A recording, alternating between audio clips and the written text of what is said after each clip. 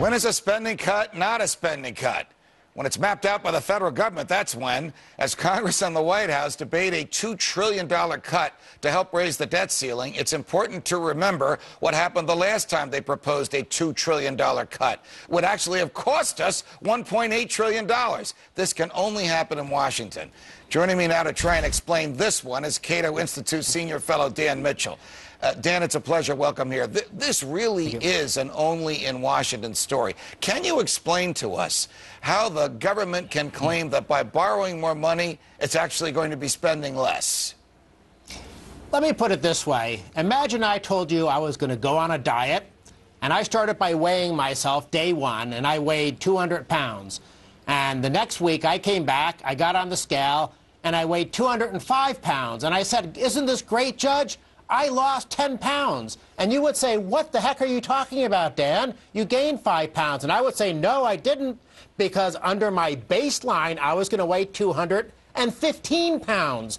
That's the way the government budgets. They start with this artificial baseline of ever-rising spending. Right. And then what happens, anytime they have spending grow by, say, 7% instead of 8%, they count that as a spending cut. Now, of course, in the real world, American households and businesses, they budget honestly. If you spend less next year than you're spending this year, that's a spending cut. If you spend more next year, that's a spending increase. All right, so let me make sure I understand this. The government spends more, but because it's spending less than it thought it would have been spending, it calls it a cut. This can only be called a cut on Capitol Hill in Washington, D.C., in the United States of America. Nowhere else on the planet could spending more than you thought you were going to be, spending more but less than you thought you were going to spend, be called a cut.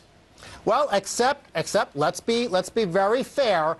Other governments are sometimes equally dishonest. All this talk about spending cuts and harsh austerity budgets in England and Greece and Portugal, it's the same scam over and over again. I looked at the numbers from England. Government spending the last fiscal year, where they supposedly had 25 or 30% cuts, they actually increased spending by 4.2%, twice the rate of inflation. All right, here's what also galls me, Dan, and this is maybe the intersection of your field, economics, and mine, the law. This Congress and this president cannot bind a future Congress and a future president. So if John Boehner and the Republicans in the House compromise with President Obama and say, "We'll let you borrow another $1 trillion in return for trimming the budget in 2014. A, we don't know if he's going to be president in 2014. And B, that promise is not worth the paper that it's not going to be written on."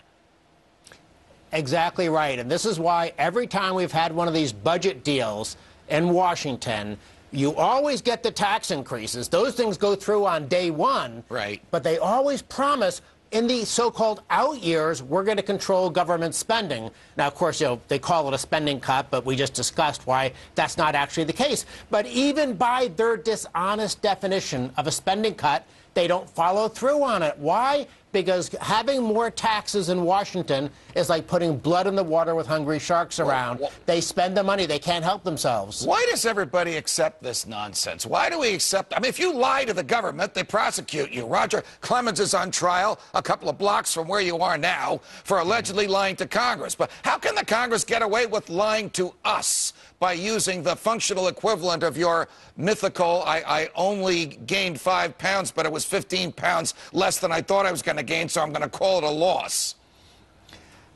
They just do it. I guess if you're the government, you have the power, you have the guns, you can get away with doing just about anything you want.